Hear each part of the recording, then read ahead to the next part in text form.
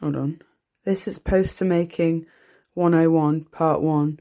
So my first step is to make a background. Let me just put this down. This I have already made because I didn't know I was going to be making this video. But I just use standard A4 white card and I paint it. I like to use big brushes and I use watercolour brushes to get a sort of rough brush stroke look. But essentially what I do is I make my own watercolour by mixing a few shades. For this one I used deep red and burnt umber as my acrylic paint, just with water on my palette here, and then just spreading that all over. And the next step for me is I'm adding the brand logo, the FLK logo. And because I'm doing it physically, it's annoying. I have to redraw until I get the right size and shape. What I'm going to do is I managed to make the perfect K. Where is it? There we go. Perfect K. That'll be going up there. I also lay things out where they're going to go before I glue them as I'm making everything. Now I need to shade these bad boys. So if you give me a minute, they'll be shaded and cut out. Okay, so as you can see, these two are shaded now. Just need to cut them out using my standard issue hobby knife. Hold on. I have to turn the camera off to do this, but I'll be right back. Okay, so here they are in their natural habitat of where they're going to be on the page. Now I need to use my stamps to make some words that say presents here, because at the top of every post I'll be making for FLK, I am going to do the FLK presents, just because it sets a nice tone, like a congruent element throughout all the promotional work, and it straight away lets everyone know what the promotion company is that's putting on this cracking event. Okay, part 2 for the poster making process. I'm just stamping out the Fulford Gate Presents now. Well, FLK Presents, sorry.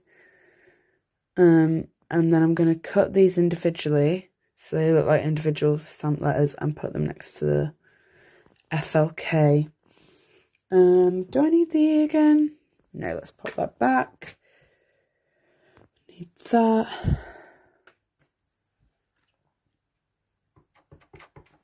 So just dabbing the stamp on the ink pad. And then let me make sure you can see. There we go. T. Nice.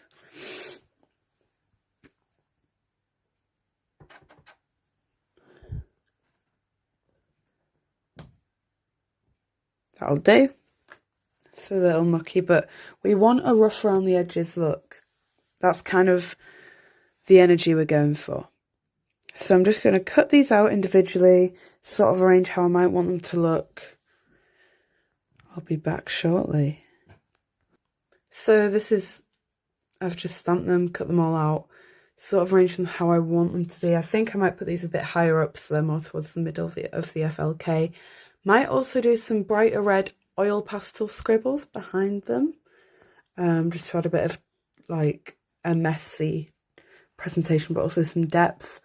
The red is partly because the curtains of the venue are red. I originally wanted to do some artwork that replicated the room, but it's also because the album cover of the new album that this gig is promoting by the band Rowan and Friends is red.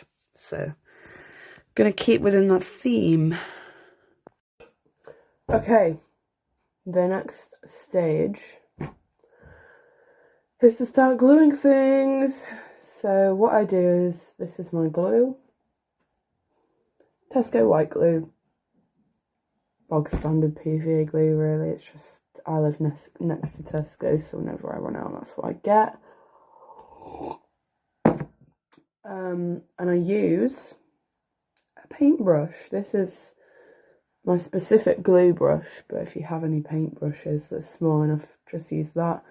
This is so that there's no like glue residue, so it's nice and precise, and there's no glue residue around the material that I'm gluing down, because that looks bad. And I know this is meant to look rough around the edges, but there's some things that look too bad. So, okay, and I just carefully paint that on. It can be a little bit painstaking when you've got like weird shapes, but it's good. I left my love in San Francisco. That's okay. I was bored anyway. Now let's see if that sticks.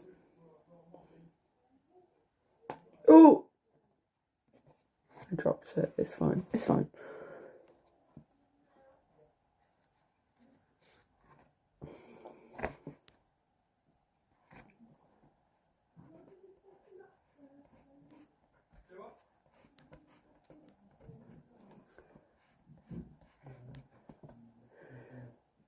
It worked. It worked. So now I've got to do that with all the little letters I stamped.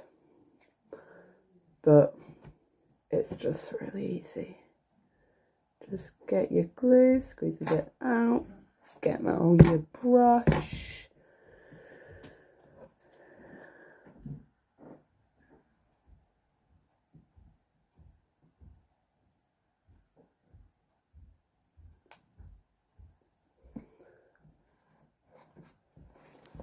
And there we go.